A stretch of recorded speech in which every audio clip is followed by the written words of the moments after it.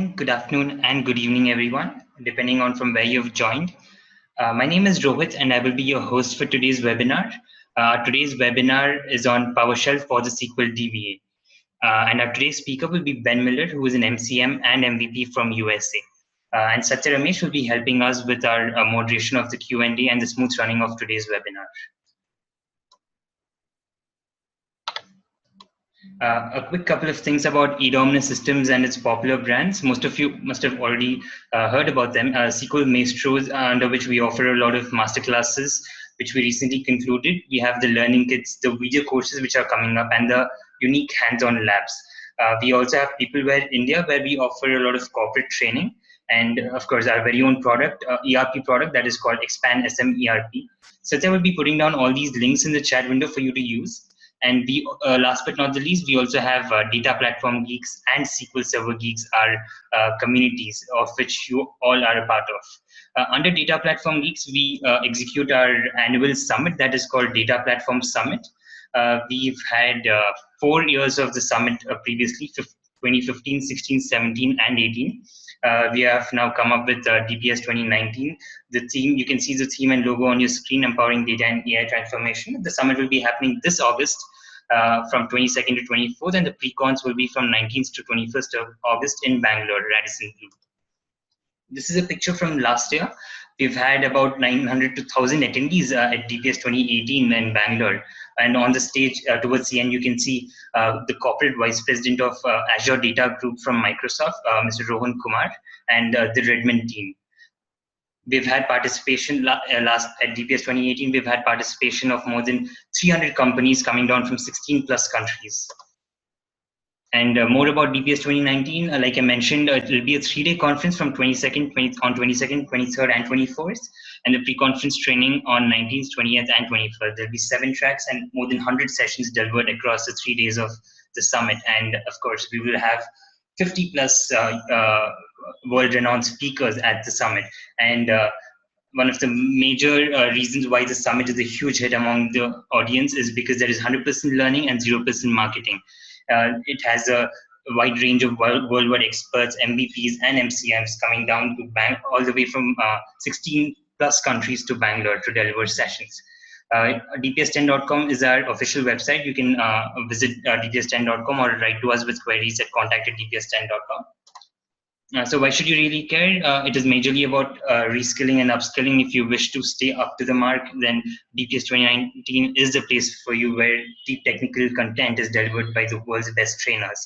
And of course, it gives you a networking opportunity. You can network with over 1,000 attendees and more than 50 plus speakers.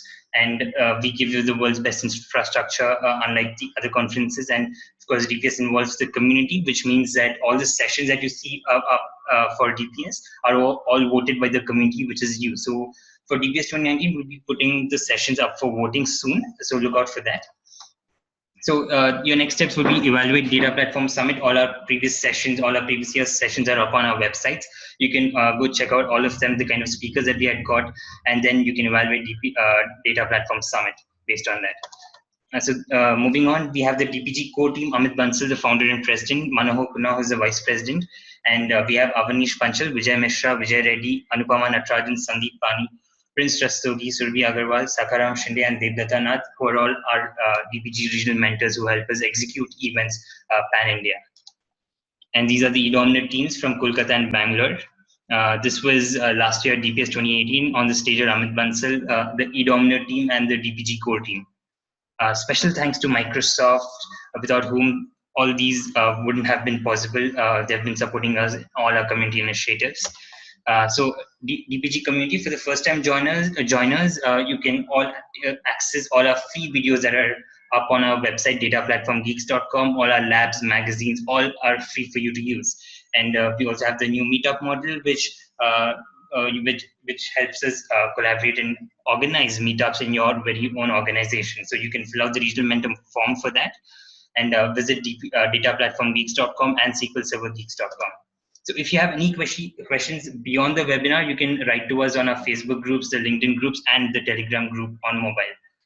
The community will be answering, or you can answer the community's questions. So all our webinars are recorded and will be uploaded on our YouTube channel. That our official SQL Server Geeks YouTube channel is youtube.com/SQL Server Geeks, and we also upload a lot of SQL videos on SQL Maestro's YouTube channel. So do not forget to subscribe. So without any further delay, let's get started with the webinar and welcome Ben. Over to you, Ben. Hey, thanks. Good to be with you guys today. I think it's nighttime for you guys, but I'm in the very early morning. So let's see. I'll share my screen, right? Let's see.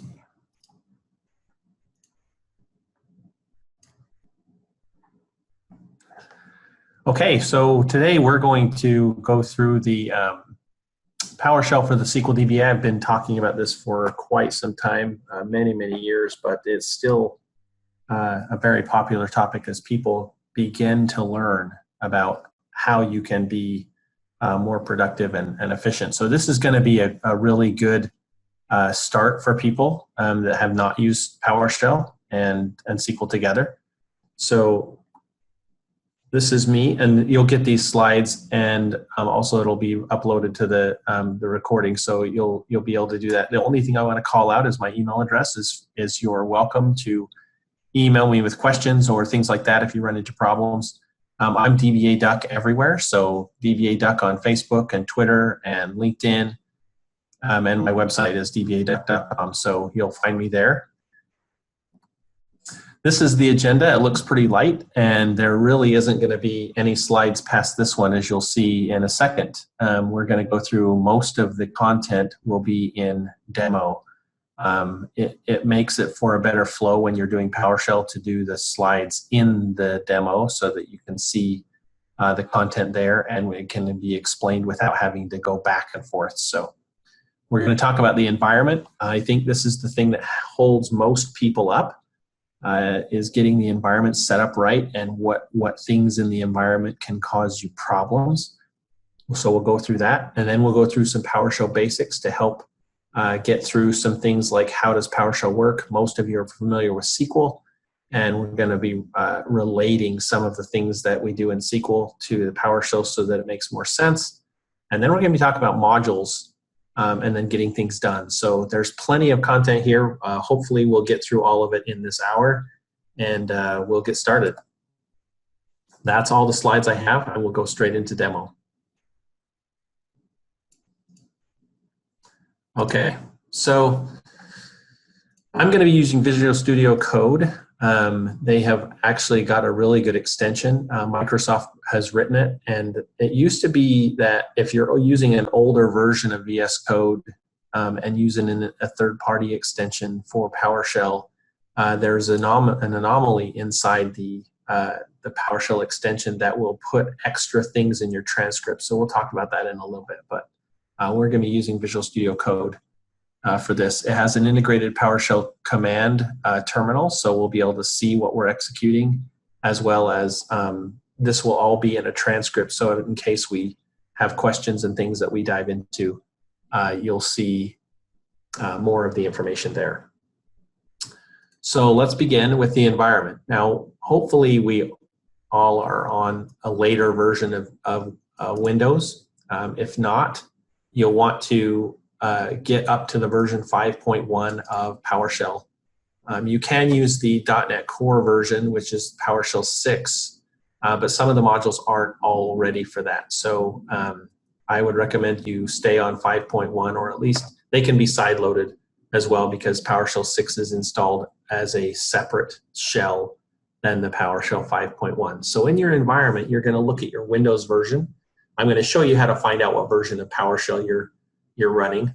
But the important thing is to be on 5.1. The SQL Server module that is written by Microsoft requires that version. And you'll see that later as we find out how to tell. The most important thing as you begin is the operating system. If you're on anywhere below Windows 8 and below on your client, or your Windows 2012 and below on your server, you will not have PS remoting enabled by default. So you would need to enable PS remoting. PS remoting just allows you to remote to machines without having to remote desktop, and you can still run commands on those remote machines or get a virtual connection to those. The next thing we're gonna see in a minute is the set execution policy, because there is an anomaly that was just introduced. I'm not sure why they did this, but I installed a fresh version of Windows 10, and by default in Windows 2012 R2 and 2016, the default execution policy is remote signed. But interestingly enough, they've changed that if you install the, I believe it's 1903 version of Windows 10 Fresh, which is what I did on this machine. And it changed my execution policy. I'll just show you what it changed it to. It changed, oh, now that's remote signed. I probably changed that. Let's look at this other window here. For some reason, Visual Studio Code set it for itself, because right now, if I showed you get execution policy to find out, and we'll talk about that, about execution policies in just a second.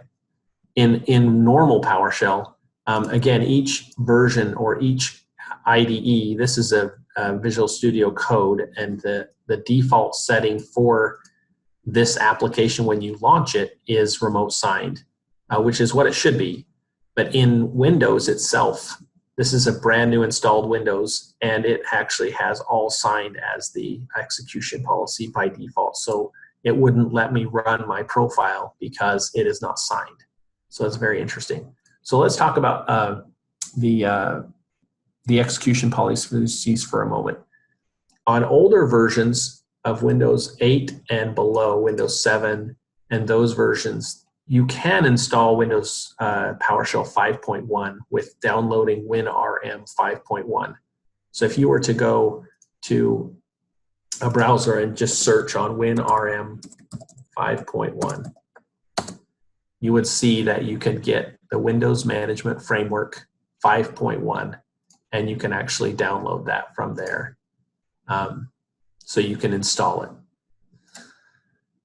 The execution policy by default in Windows 8 and below is restricted, which means you can't run anything except commands. If I were to set this execution policy to restricted,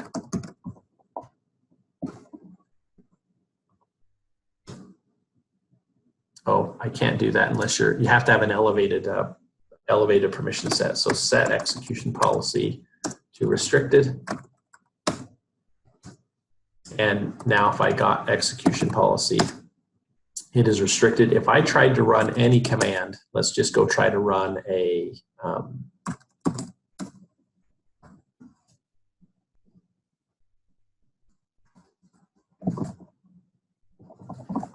we'll just create a new file and just run a command like get command.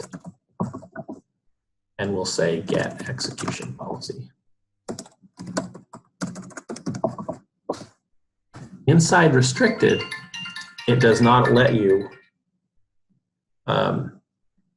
run any, let's see, cbin test PS1. It will not let you run it because running scripts is disabled because we put it as restricted. And again, if I put it as all signed, which was the one before, it wouldn't let me run it either unless my profile or my PS1 file is digitally signed. So that's a problem.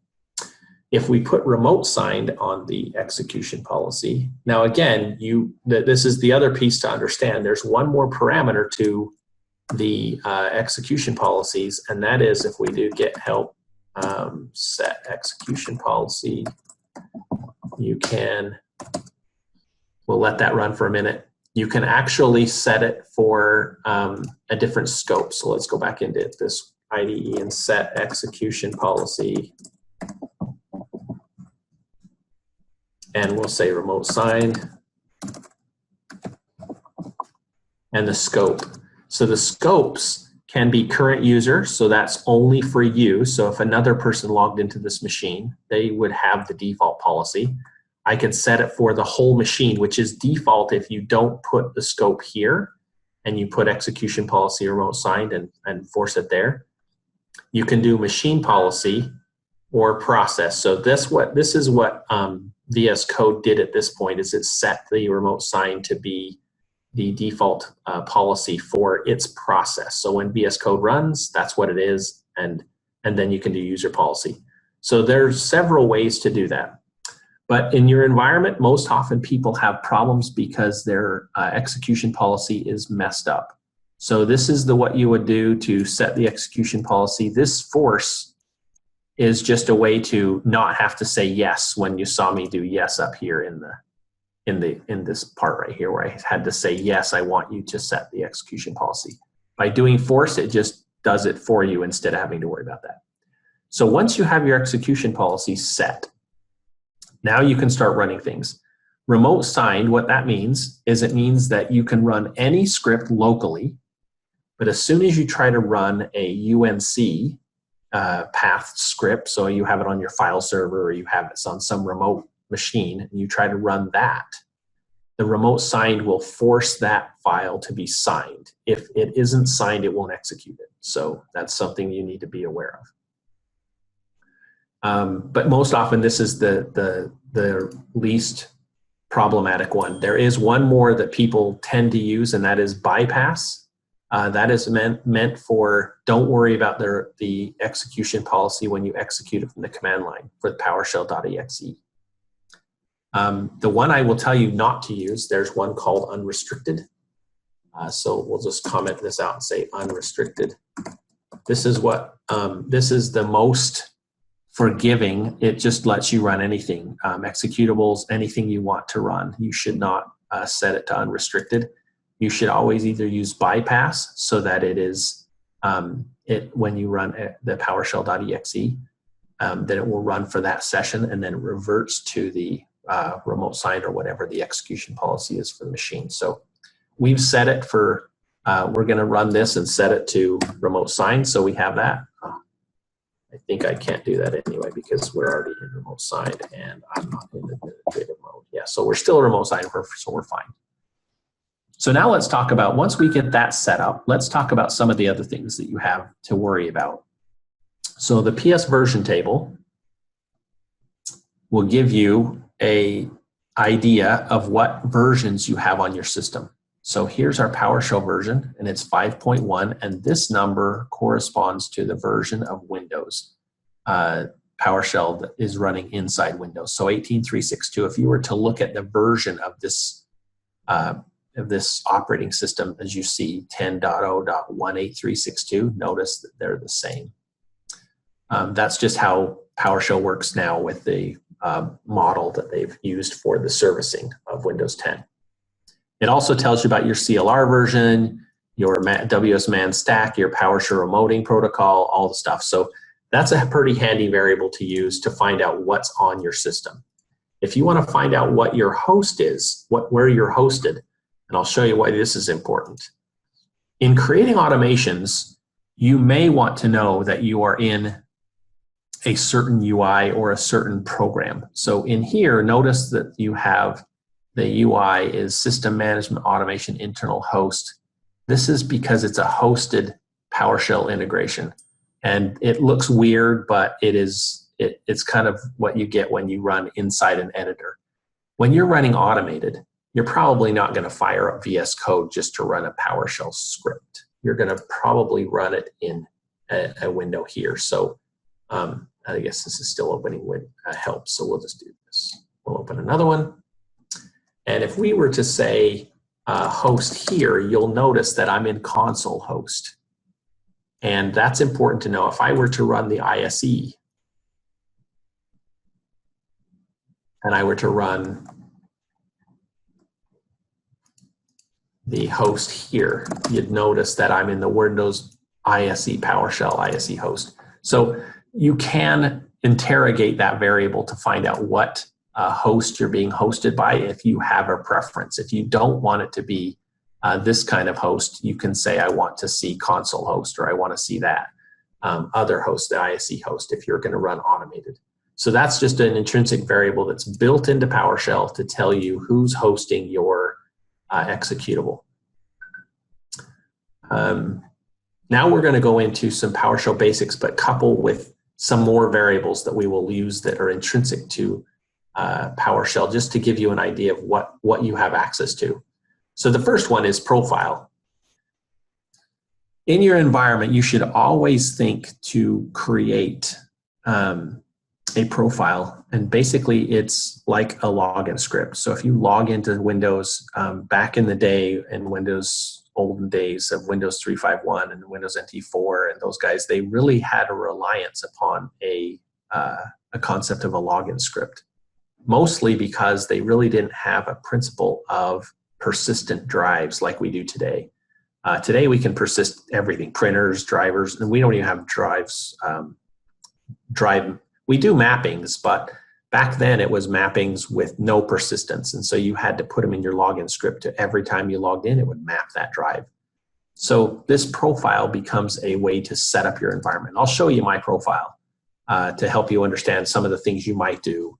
But getting that set up to where it's fast running, but gives you some access to some functions of your own, that is helpful. And I wanted to parallel this intrinsic variables that I'm showing you, $profile, $PS home. Think AT server name and some of the intrinsic variables that are there for you as part of the SQL Server infrastructure, AT row count, and those kind of things that are built in that you really don't get to declare, or you just get to use them, and they contain values that you'll use.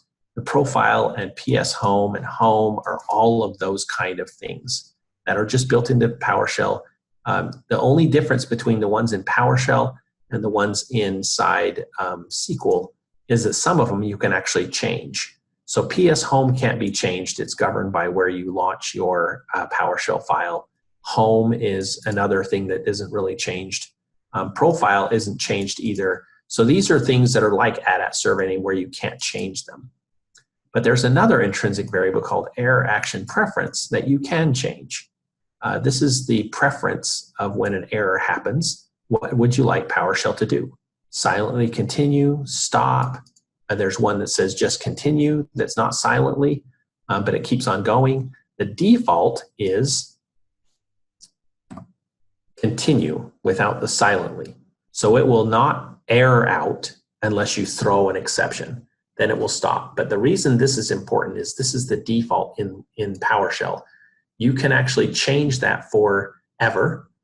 You can change it in your profile. You can change it in your script. You can actually change it to one thing and then change it back to another thing.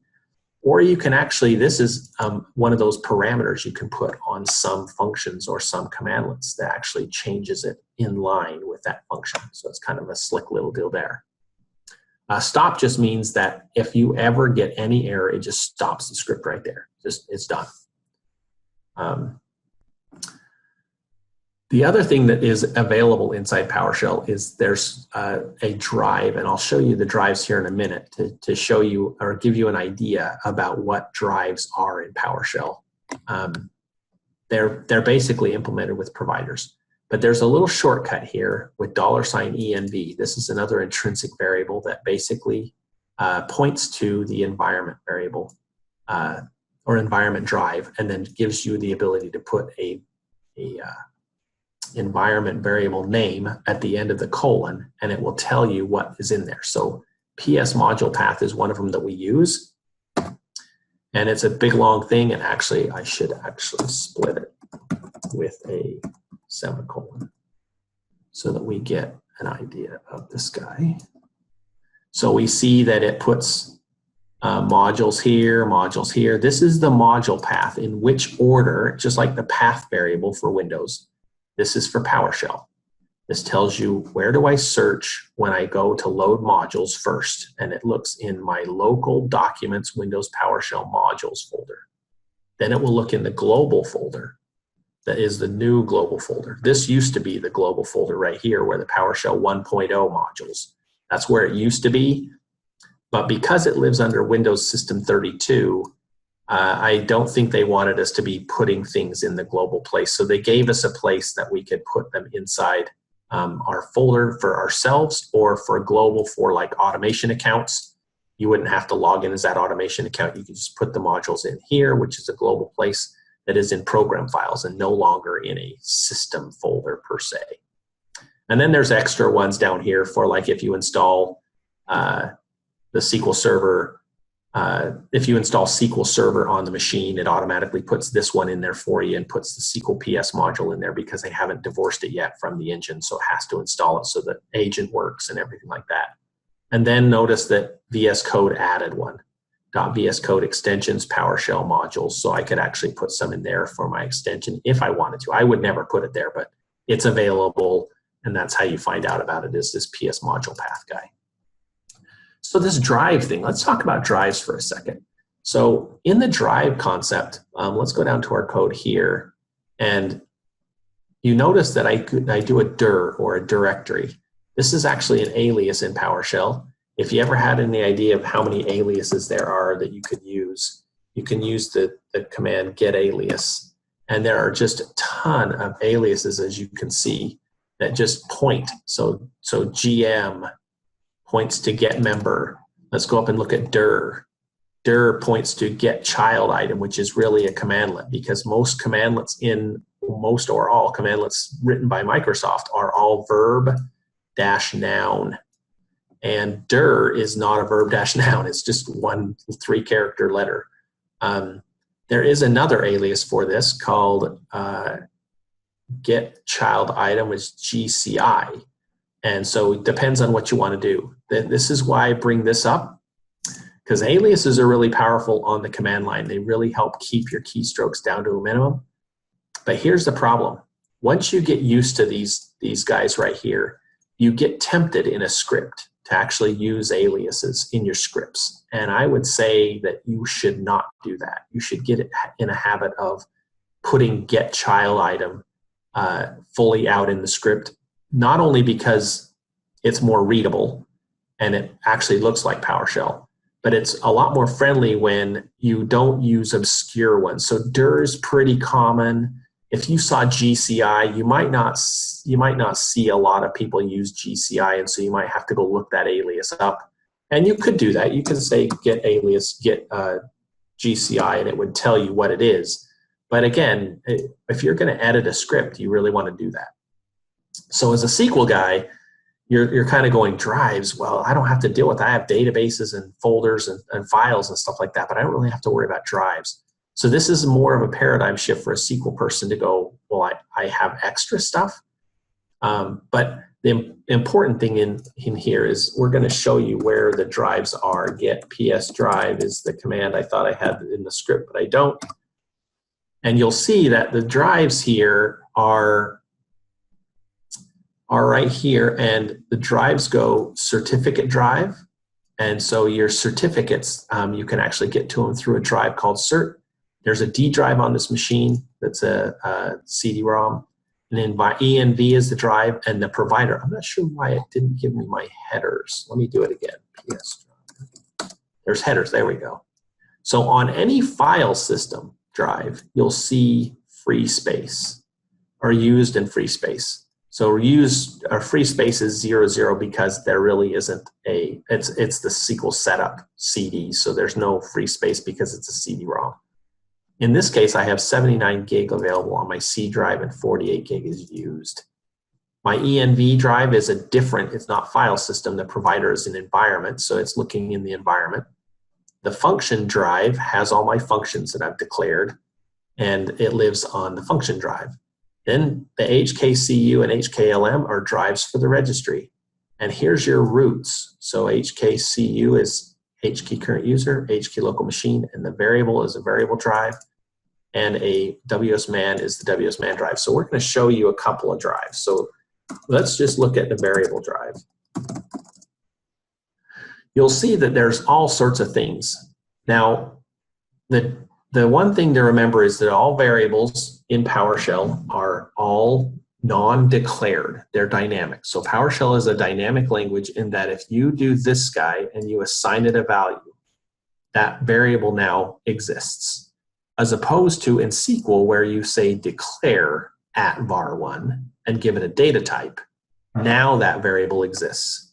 In PowerShell, they're just dynamic. They just exist and they infer the data type by the data type that gets put in there. So if I executed this line, you would see that I now have var1. If I do a dir of variable, you'll see that var1 is right here. And its value is 1. Now, it doesn't say anything about data type, but I can find out the data type by being down here and saying var1.getType. And notice, oh, it won't let me do it on a non. Notice I didn't put a 1 here, so it says you can't call a method on a null valued expression because it's null. It doesn't exist until you use it, not declare it. You can't declare a variable here. But in var1, it says I'm an int 32. Now, 1 in SQL could be a tiny int, could be a small int, or it could be an int, or a big int. In this case, this is .NET based, so it's going to default to int 32. I could make it a small int if I wanted to do something like casting it to a short, or I could even make it into an int 64 to make it a big guy if I wanted to. That's called casting. We do it with cast or convert in SQL. This is called direct casting inside PowerShell. So you can actually tell it you want it to be a string. Or you put it in quotes and then it becomes a string. Or single quotes becomes a string. So those are your options to get the data type to be what it is. Now, because I've declared these and they become values, let's just declare all of these. I can redeclare here, I can reassign, and it just changes the int 32 and makes it into a string and says string. So you can reuse them with different types as opposed to SQL, right? If you had a declare of an at var1 of an int and you tried to put an a in it, it would actually throw an error. In PowerShell, it just lets you overwrite. So be careful when you do that, but you can do that. So let's set these guys up so that we get our idea here. The other principle I want you to know inside the basics of PowerShell is this. So principle 1 is that in PowerShell, everything operates on a first in basis. So whatever is first wins. So I have a var1 as a 1. And that's an int. We saw it was an int 32. I have var2 equals a string that has words in it. Then I have a var3 that has a 2 in it that really is a number, but it is a string because I put quotes around it. So var3 is a string, var2 is a string, var1 is an int 32. If I did var1 plus var2, I actually can't do that because var1 is an int. And I just tried to add a string to it. And the string is supposed to be coerced to be equal to the data type of the first one. So it threw an error and said, I can't convert a value of string to type int 32. If I did it the other way around, var2 plus var1, it would actually come out with string 1. The string is first, so var1 is just plussed and coerced to be a string, and therefore I get the value. If I were to say var1 plus var3, I would actually get 3 because 2 is an int and it is coerced into be a int because var1 is an int. And if I did 3 plus 1, I would end up with 2, 1. So 2 is a string. Even though it's an int, inside it, that's not the point. The point is it was declared, it was used and put as a string. So it just adds the 1, coerces it to be a string, and puts it on the end, and I get 21 instead of 2, instead of 3. So hopefully that makes sense. But the reason why this is important is because adding assemblies. So say you added an assembly that was version 1, and then you said, oh, I want to add another assembly of the same type, but it's version 2. It lets you run them both at the same time. But every time you do a new object, to get that type of variable or that type of object, it will always use the first assembly version 1 because you loaded that first. So it's very important to understand some of the basics there in that you can use drives, you have to understand variables. We're going to go over another piece of the variables that's a little weirder than SQL because SQL is very much a plus place where you just put the things in and they plus them together to get your bigger strings. We're going to show you a little bit more about that after we get done with this section. Let's see. So let's go back into our logic part. So some of the PowerShell basics here in SQL, you do a declare, and we talked about this. In PowerShell, you assign it. In SQL, you would exec the stored procedure with an at variable equals value, comma, at variable equals value.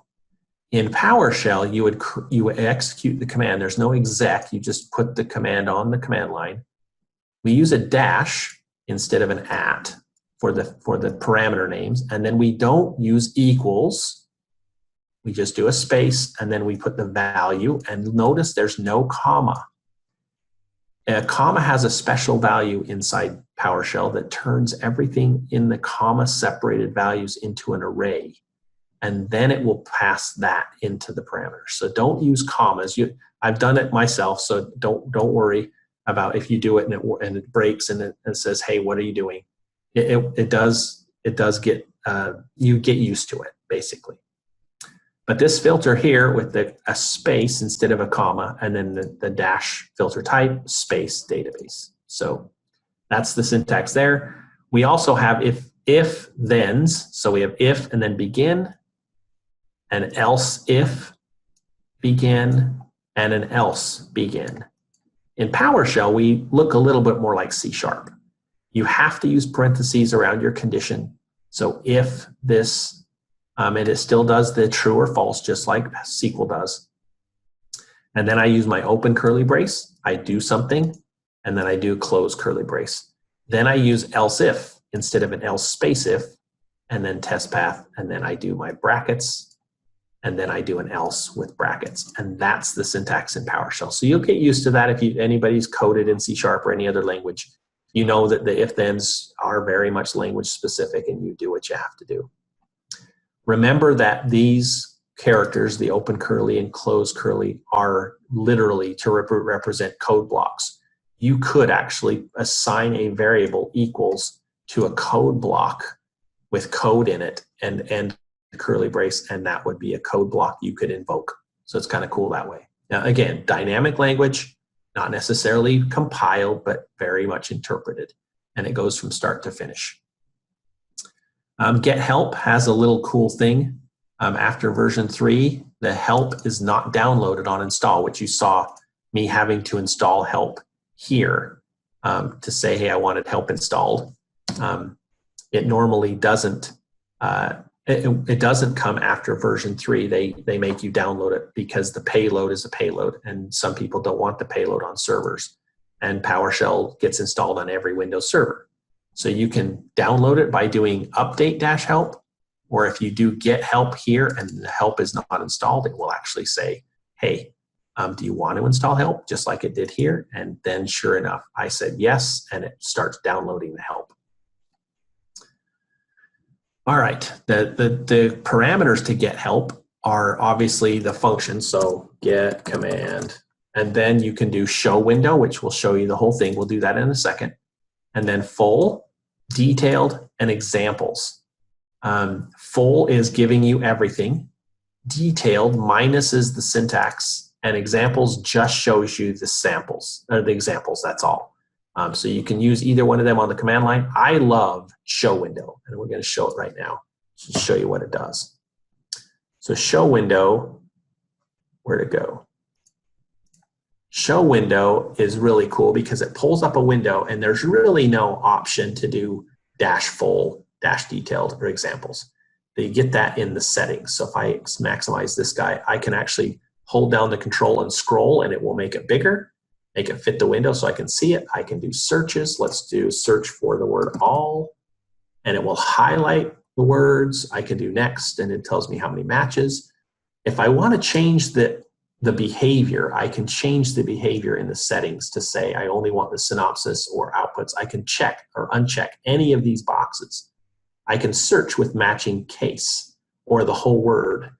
And so it's just a lot more versatile if I'm learning PowerShell to see it in this way.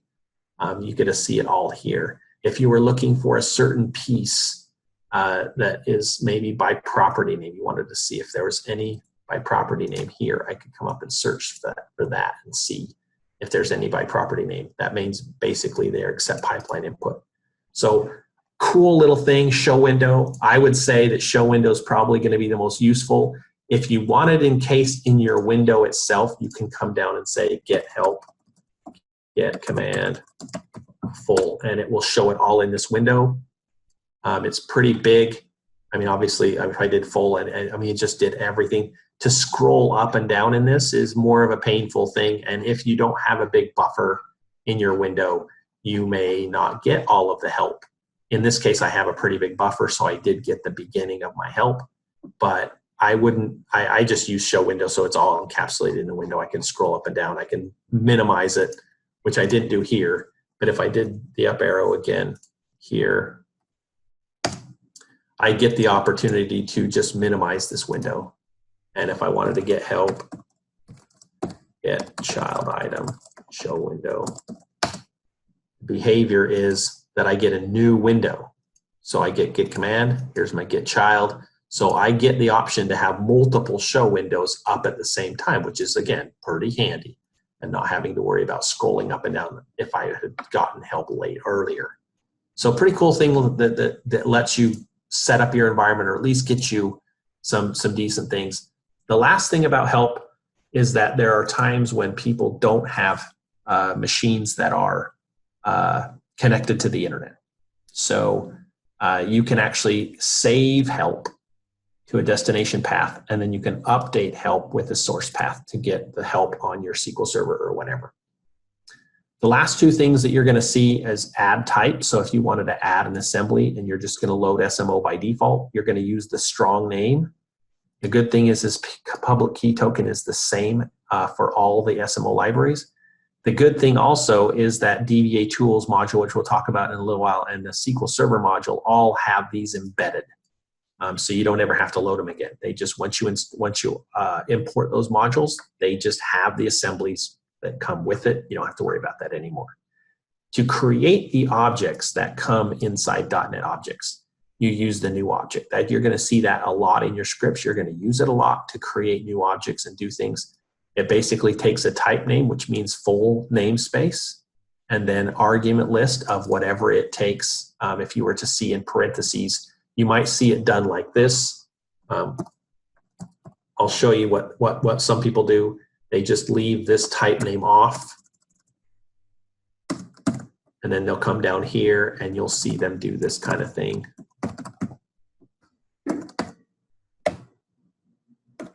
And this syntax is okay. You can use this syntax. I prefer to be very declarative in PowerShell. I'm using the parameter of type name. I'm using the argument list, and I'm going to do a comma separated thing here. If this took two things, then it would be argument list of localhost and the database name DBA duck if I did database here. So it's just a little better and easier to see syntax than to try to do this parenthesis thing and not really know what it does, or to kind of coerce it. It's better to use the PowerShell syntax. So that's an idea for you guys you decide. You're the ones that develop the stuff, so you get to do that. There are also some about topics that you'll want to research. They have some rich help in the about topics. They are in the PowerShell directory when you download help. And in this case, there's, I'll just show you this one. In this guy, you see that the equal, not equal. So in SQL Server, you say if something is equal with one equals. And in PowerShell, that is an assignment statement, not a comparison. And so they've used this dash equal, dash NE, dash greater than or equal, dash less than. So they use different things, but they give you more, like, not like, match, not match, contains, things like that. So that's really handy. The other thing to know about the syntax or the PowerShell basics is that when you're doing comparisons with equal, and say you're comparing two strings like passwords, you can actually use a dash CEQ. So dash EQ is equals without case. So that's case insensitive. And let's do it. Case, and then dash CEQ is equal with case sensitive. So you can actually have case sensitive things happen in PowerShell. By default, PowerShell is case insensitive, including the values and the variables. So if you want to interject case in comparisons, you can do that with that dash CEQ. All right, so I'm going to run this one. This is just a commandlet that's built into PowerShell, but for a DBA, it's kind of can be handy to tell you how many SQL servers are running. We know that the SQL service also always starts with MS-SQL. If you have an instance, you'll see MS-SQL $ in the instance name. The key there is that $ is a key character.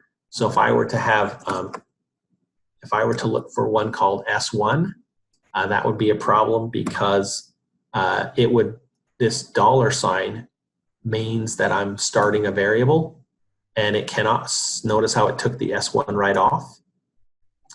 Now the tricky thing is, what if I did S1 equals server, and then I did this get service. So let's just get this in memory here in the variable, and then I said get service with that. It would find it because it replaced the $S1 with server, so now it became MS-SQL Server. So just know that the $ starts the variable, and this is the thing I was going to show you I think I show it here later. Yes, I do. Let me see. Oh, maybe I don't. Doggone it. I will quickly show you here. It's the principle of a double quoted string as opposed to a single quoted string. If I have a MS-SQL $S1 in a string, inside the double quotes, it replaces it. And this is automatically defaulted to a double quoted string if you don't put quotes around it. But a double quoted string will replace. If I did it in single quotes, notice how it does not change color. So if I ran both of these, you would see one becomes MS-SQL Server, and the other one becomes MS-SQL $S1. The single quotes are what we're used to in SQL Server. The single quotes in PowerShell actually become a literal string. What you see is what you get. So the $S1 is not dereferenced into what it contains. It is just put in the string, so that's why you see S1 coming out of that one. But it does replace in double quoted string. So that's one of the powers of the PowerShell language in the double quoted string. All right, so let's move on here. Arrays. Now in SQL Server, we really don't have arrays. We have tables, rows, and columns, but we really don't have arrays. In PowerShell, arrays can be pretty powerful. But I will show you one of the anomalies that happens when you use PowerShell arrays. There's two pieces in PowerShell that are what they call immutable, and that means they can't change. So as soon as I create an array that is empty, this is the syntax for an empty array, with parentheses. This is an empty array, and it does become an object. So if I said array.getType, it would say I'm an array of objects because it has nothing in there. If I did this and said array equals that, now when I do array.getType, it's still an object and a system array. Each of these types is string, but it's still an object array because it doesn't know what they are. And remember I told you when we executed a function and we said a comma turns things into an array? This is the same thing. If I executed this, I would still get an array of objects because the commas turn it into an array and then assign it to the variable. So these are the three ways to do arrays, but the thing is that say you wanted to add something, say you wanted to add, so if I said array here and said what is in it, it says 1, 2, 3, and I want to add a fourth one. Plus equals is the syntax to do a plus or equals array plus 4. But that looks like array plus equals 4. So if you wanted to do it either way, that works. So we're just going to do it this way.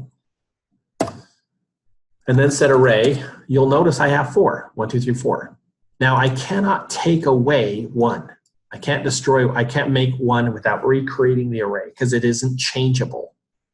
But I just changed it. I just added something to an array. The key here is that what PowerShell did behind the covers is it actually destroyed this array and recreated a brand new array with 4 elements. Now imagine that you have 10,000 objects. We're going to do a test here. We're going to create an array. This is 2 ways to create an array. Remember how I talked about casting? I can actually take an empty array and cast it to be an array list, which is a .NET collection type that does not destroy the array when I add things to it.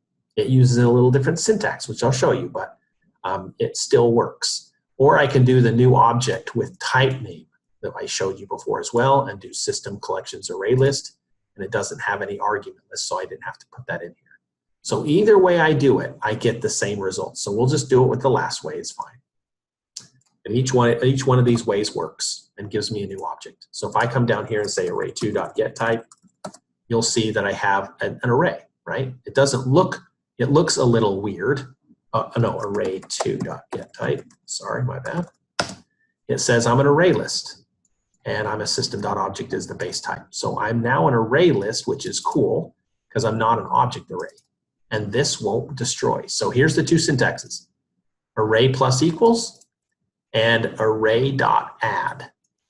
Now the thing to remember about any .NET objects is typically when they have adds or removes or whatever they have for methods on the class, it typically will send feedback, and you don't want that feedback in your thing. So you put $null, which is an intrinsic variable for nothing, equals this thing. So it assigns the output to a void. It just goes into null basically.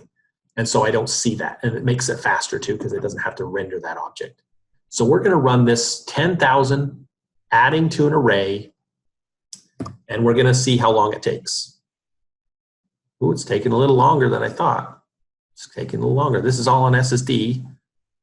It took 6 seconds and 245, so about 6¼ seconds to run 10,000 creations of adding numbers to an array. Now we're going to use the array list to show you the difference between speed. It's already done. 133 milliseconds compared to 6.25 seconds. So this is much faster. If you're going to iterate and add things to lists so that you can automate your thing, then I would think that you would want to use the 10,000 if you're going to do anything above 1,000. Or actually, I think I've done it down to 100, and it's just a lot faster to do this kind of thing. So just look at this syntax and memorize it, or use it enough to where it becomes obvious to you that you want to use that. Another trick for a DBA is the one ... syntax where you say number ... number, and you can actually do a reverse as well. You can do 10.1. If I did 10.1 and executed that, it would go backwards, 10 down to 1. So it just depends on if you're a forward guy or backwards guy. But basically, what you can't do is do 1.10 and expect it to jump in 2s. You don't really get that. You have to do some hocus pocus to get that to do that. But you could if you wanted to. But kind of useful like the go in Management Studio where you say go 5 and it will do it 5 times.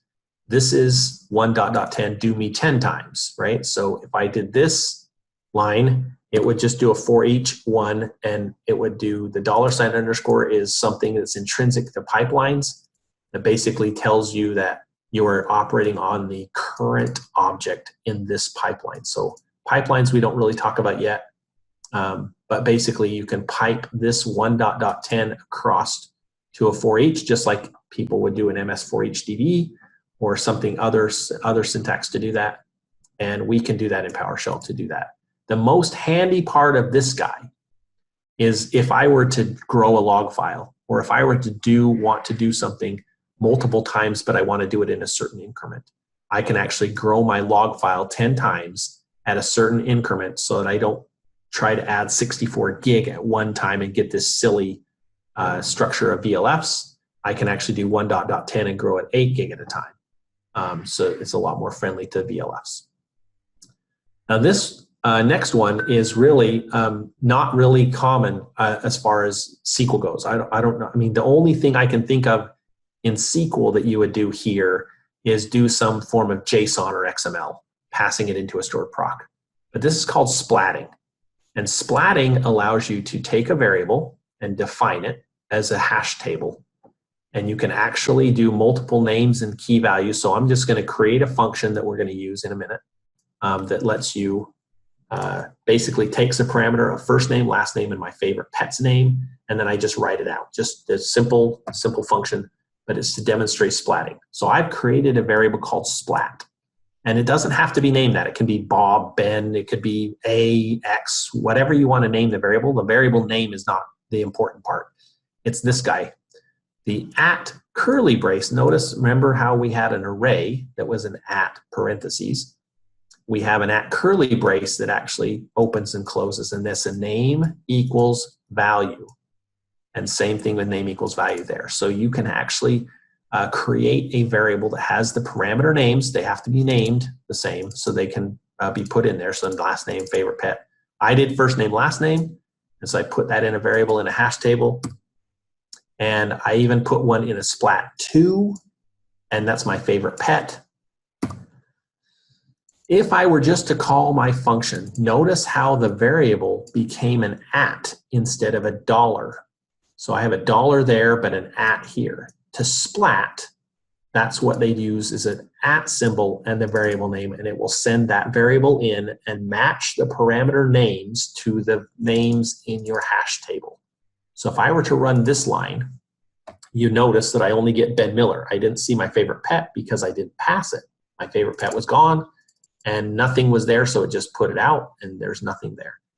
But I also can splat twice if I want to as part of PowerShell, or 3 times or 4 times. If I have several variables and I'm going to have them from someplace else or from different places, I can actually splat twice, and now I get Ben Miller and my favorite pet.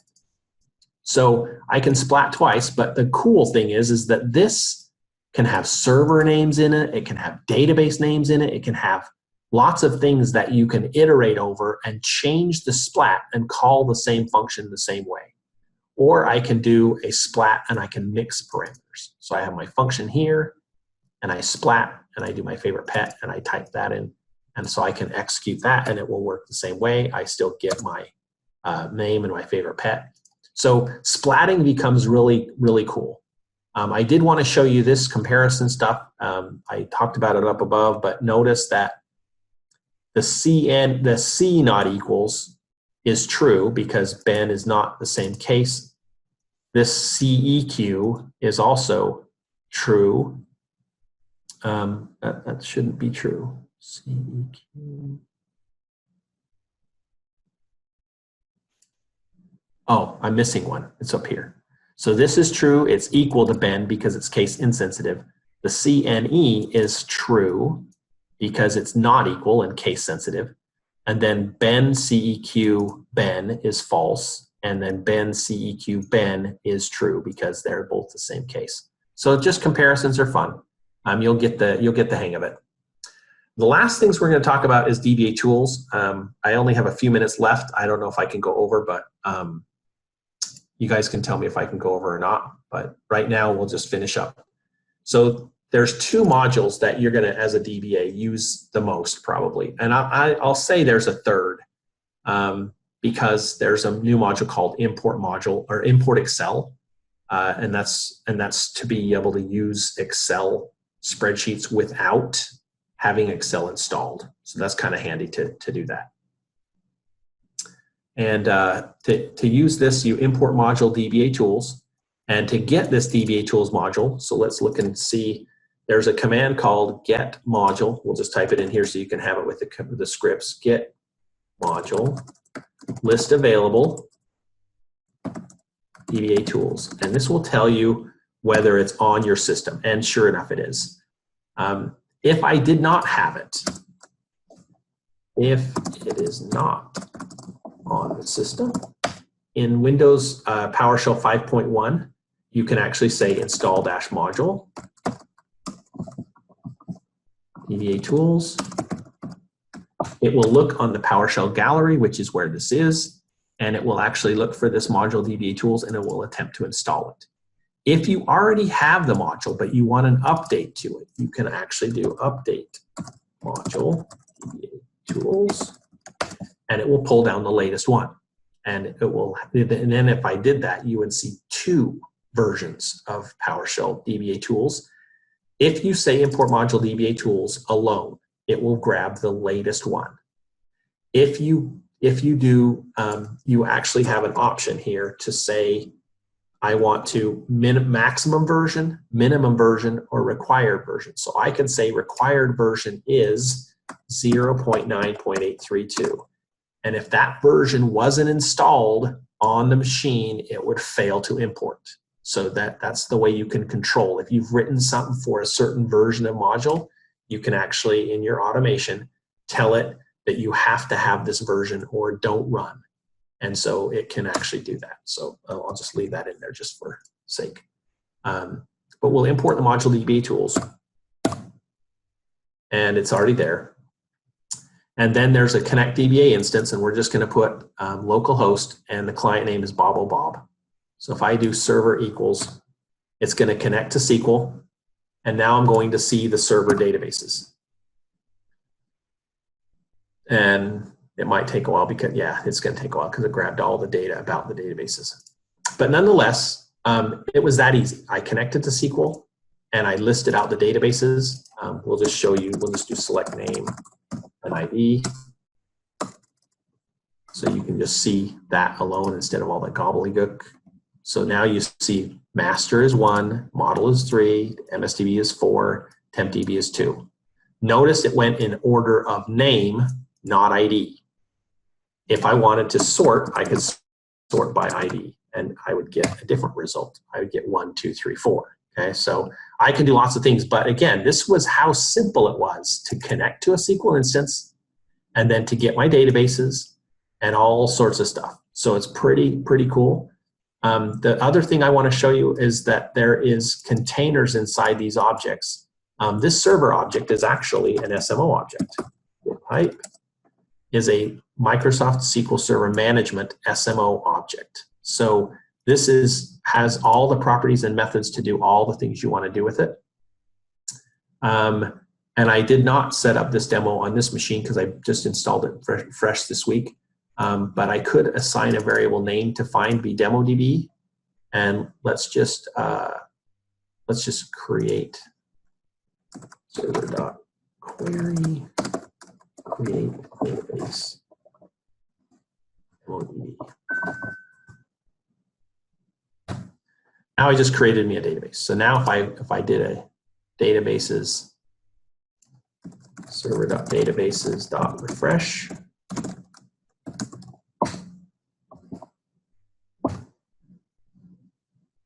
Oh, I have to spell it right. That's important. I refresh the container. I can do my name defined DemoDB, and I can say, does my database's names contain name defined? So if I executed that, there we go. It says true. That database name is in there. If I went up and executed this again, you would see I have a new one. DemoDB is 5. So pretty simple to interact with SQL using PowerShell without having to worry about it, because these modules give you commands that you didn't have to write and you didn't have to worry about. I can get my backup history for the SQL instance of localhost and DemoDB. Now, it won't bring me back anything because I haven't backed it up. But nonetheless, I could actually do that. Get agent job history. I don't have my job there, but it would actually get me a job history for that job and tell me some job history about that. So modules can be very, very powerful, especially for a DBA getting into PowerShell. Leverage commands that people have already written for you. This is the old way to do it when we didn't have modules. You have to create your SMO objects, and then you have to do your all your setup, and then you can do databases with syntax like .NET. I mean, there's all sorts of things. You can get this and you can do this, but there's modules that will give you properties and things like that. You might drop down and do this more often than you think after you get familiar with SQL. But say I wanted to remove the database of called DemoDB. I could then remove DBA database and then do DemoDB, and it would ask me if I wanted to. I'll say no. Now I'm going to use the command to say force. I believe it lets me do a force. If I say F8, nope, it does not let me do that. I can say confirm if I just want to do it, false. And I'm just going to tell it not to confirm, and then it dropped it. So it tells me the status was dropped and there's no more database named. I go back up here and I refresh. I do this line. There's no more DemoDB because I just removed it. So lots of ways to do things that you want to do inside PowerShell for a SQL DBA. So hopefully that was helpful. There's all sorts of things more you can do, but that's a session for another day. But I wanted to introduce you to how quickly and easy it is to get set up for a DBA to use PowerShell and how much fun it can be to manipulate. Now this is just the scratching of the surface, but again, as you start looking at things you do, changing the page verify to checksum for all databases, or doing things, each object in SMO has an alter command that lets you alter it. I could have dropped it like that if I wanted to, but there's lots of ways to have a little more fun inside PowerShell for SQL Server. I think you've already seen these slides, but please feel free to go to the Facebook page and DataPlatformGeeks.com. This is the other slide they showed you in the beginning, just a thing, and then the core team, and then the LinkedIn stuff when you have questions. So that's all I had. Thank you, Ben. Thank you so much for a great webinar. Let's see if we have any questions from the audience. I don't see any as of yet, but let's give them some time, a couple of minutes. I have a few slides to show. I'll just take a quick 2 minutes. I hope that's okay. Yep. I'll just share my screen.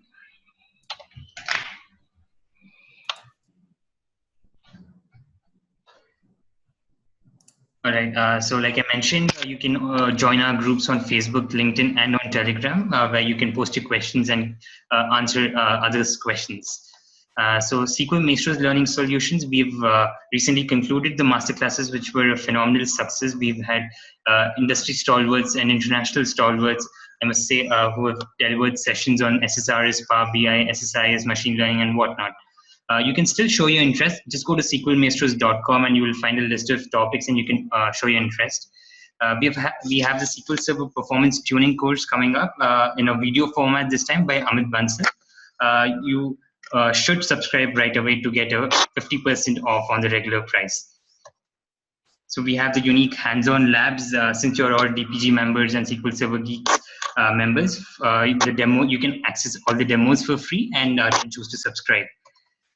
We have the learning kits, which is again based on SQL Server Performance Tuning course by Amit Bansal. And then, of course, if you're ever in need of SQL Server health check, you can always write to us. Our email ID is contact@sqlmaestros.com, and our official website is sqlmaestros.com. Data Platform Summit 2019 pre-cons. We have announced all the 16 pre-cons for August 19th, 20th, and 21st. Each day will have 6 classes of pre-cons, and you can see the topics on your screen. We have some exceptional speakers and trainers coming down from 12 plus countries actually for the pre-cons. You can see on your screen Shiva Harinath and Sandy Bunarko from Microsoft, and then we have Peter Myers, Ray Evans, Denny Cherry, Damien Videra, and Ginger Grant, all MVPs and MCMs from all over the world. So you can choose your topic and you can register right away. Another important thing you all should remember is the DPS pass price increases on the 1st of every month. The DPS pass price now will increase on June 1st, so you can register for the lowest price today. Your discount code will be DPS 2019. You can take a screenshot of this if you would like. You can use this while registering and you will get the discount. So that's it from me. We will. You can follow us at SQL Server Geeks. And friends, we have posted a LinkedIn message for today's webinar. Satya will be putting down the URL for the LinkedIn, and you please do give your comments and your feedback regarding today's webinar, and do like and share. So that's it from me, and let's see if we have any questions. Okay, I don't see any questions. Well, I'm glad I was so clear. No questions. All right. So Ben, if there are any questions that are written to us post the webinar ends, I think we will forward you that, and then maybe you can answer that. I think that should be fine. Yep, that's great. All right, Ben. Thanks a lot for a great webinar. Thank you so much for your time. Thanks, everybody. Yep. Bye-bye.